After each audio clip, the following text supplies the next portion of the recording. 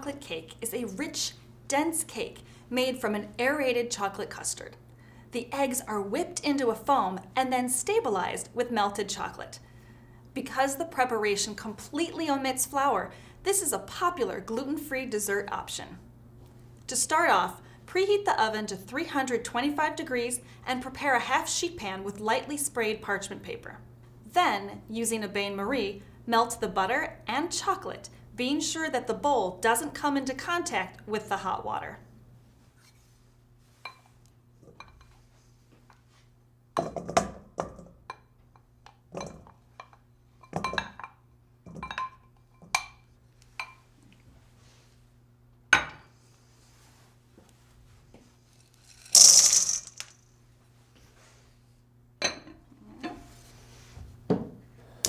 Turn it on medium heat, about an inch of water in there, so that it slowly melts. We don't want it to boil, we just slow melt on it. Just gently stir the chocolate and butter together, keep it moving in the bowl.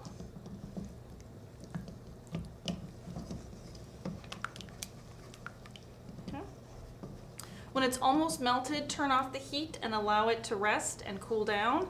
You want to let it cool for about 20 minutes before you begin to add in any of the other eggs, because we don't want the eggs to coagulate. Then in a large mixing bowl, we're going to whisk our egg yolks and the first sugar together.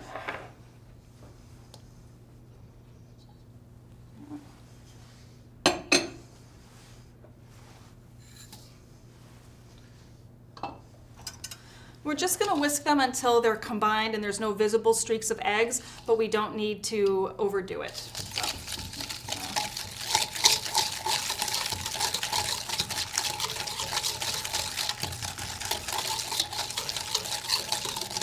So, as you can see, there's no streaks, there's no lumps or clumps of sugar, and we can set this aside. In the bowl of a stand mixer with the whip attachment, add the egg whites and remaining sugar and whip it until it reaches medium peaks.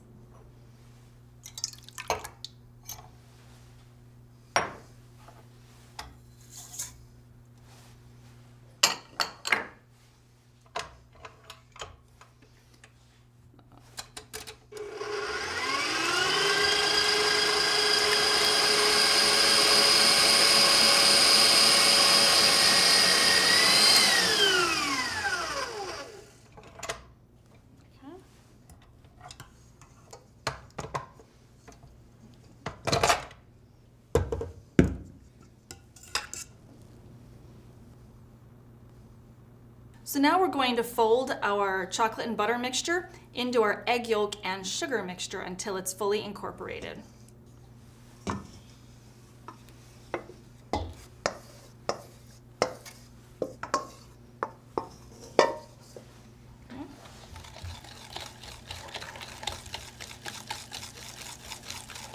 You want to whisk it until you don't see any streaks remaining, and it will thicken up.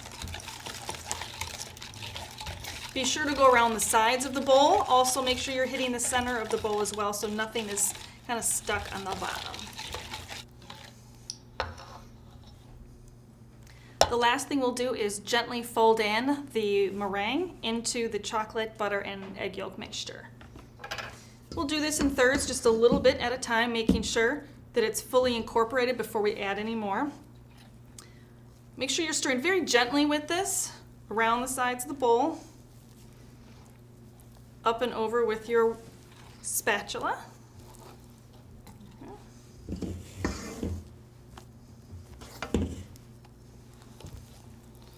Up and over. If we press too hard at this, it'll deflate the mixture, which we don't want to do, so just gentle.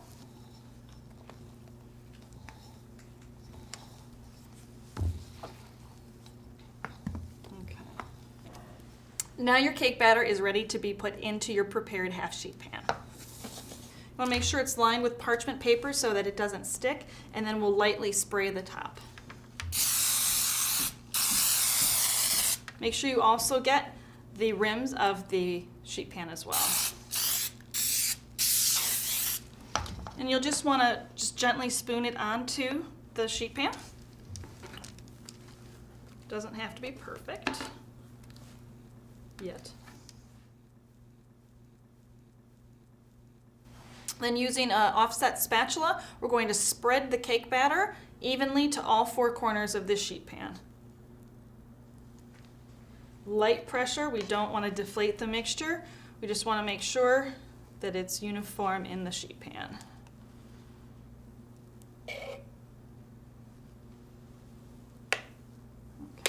Finally, put the pan into the oven and bake the cake until the center is set. The doneness can be checked by gently jiggling the pan and seeing if the center has any movement or not. This should take anywhere from 15 to 25 minutes.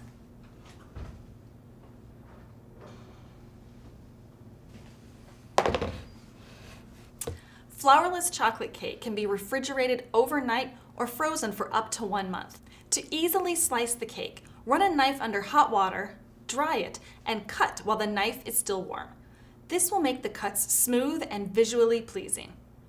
This cake can also be garnished with powdered sugar, fresh berries, and whipped cream. It can also be glazed for a shiny presentation. With the demand for gluten-free options continuing to rise, a flourless chocolate cake is a simple way to accommodate this dietary restriction and provide customers with a decadent dessert without using flour.